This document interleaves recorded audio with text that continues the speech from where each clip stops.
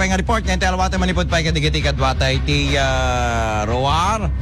Dati nga gundaway apo ti report dati nga mayor MMK kano apo mga ramid kano ti libro. May naigitigi tong Alay Project. Kata detan sa mo ti retirement book nan. Detale ka dito manipod kini Idol Dennis Gabriel Alipio. IFM News. IFM News.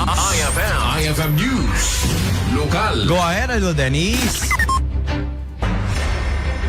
Oh. Nakabaki at Pasya Mayor Michael Marcos John nagparang manay iti publiko iti asirat iti lawag iti birthday celebration na iti laing naman sa ngaldaw Aldo Bernard nasang ilit iti dati Mayor iti gagayem na kasama iti iti kabarangay na iti pangkalayab iti asirat iti lawag at akamat ti Mayor iti naman ti ayat ni Skinkwana Dati Mayor ni katin.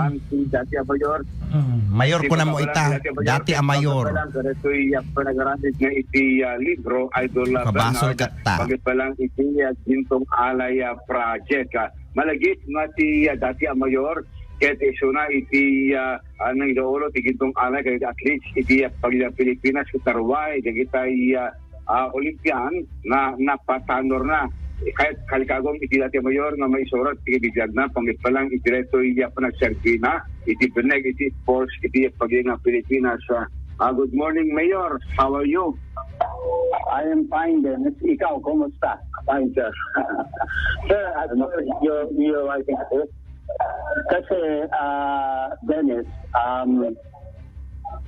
I have sports writer friends who are sports writers in Manila who want me to write the history of Project Gintong Alay. Okay, so we're coming together to write the history of Project Gintong Alay. So I've already begun to write the prologue.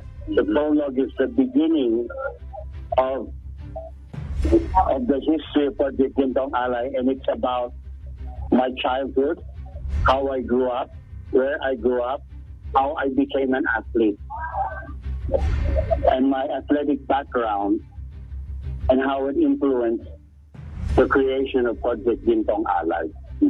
Kasi dati ako ang athlete.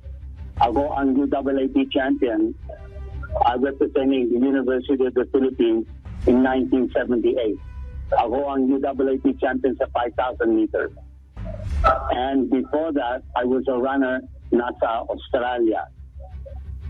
And I will explain all my history as an athlete and why I was able to create Project Gintong Alay. As a bit of contribution, it will be next year. This year. Siyempre, it's medyo mahaba. Kasi Gintong Alay, I was created on October 31, 1979, when the APO, President Ferdinand Edelin Marcos, signed letter of instruction number 955. Creating Project Gintong Alay. So we brought up the first athletes nasa Baguio in 1979, including Lito Vitega. Okay, so then we began to train the athletes. Namumi And digitan. Gintong Alay lasted from 79 hanggang EDSA, hanggang 1986. Sir, kami nakapumukuha ng inspiration in writing the book. Well, actually, I wanted to write a book, and many people want me to write a book. Because you have to understand, Dennis, that hanggang ngayon, the best performance of the Philippines in the Southeast Asian Games overseas, not dito sa Pilipinas, but overseas, was Project Gintong Alay in 1982, when the Philippines placed second overall. The Philippines has never reached second place overseas hanggang ngayon.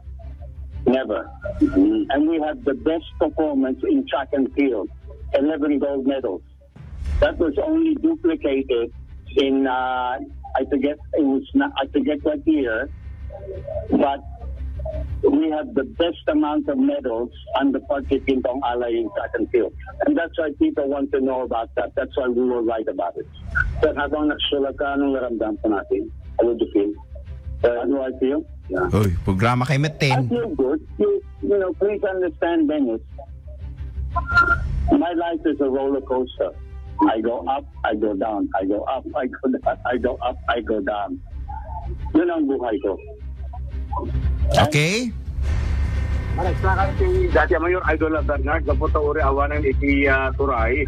Idol ka iti gagayet ng sports. Okay, palubusan na mo, digiti sa marunong agturay, Para parang ganito'y panag-birthday na idinaminsan nga daw. Sina magpapay Idol Bernard. Naki-birthday ka ita. Nag-birthday bro. Pagkatapos politika, iba na maybe. Kuna na Idol Bernard. So, namuan tayo nga doon nga libro, dahil tayo posible nga maraming itireto'y parabal na kas-private citizen iti syudad iti Lawag. Idol, then Delitio Tata RNN.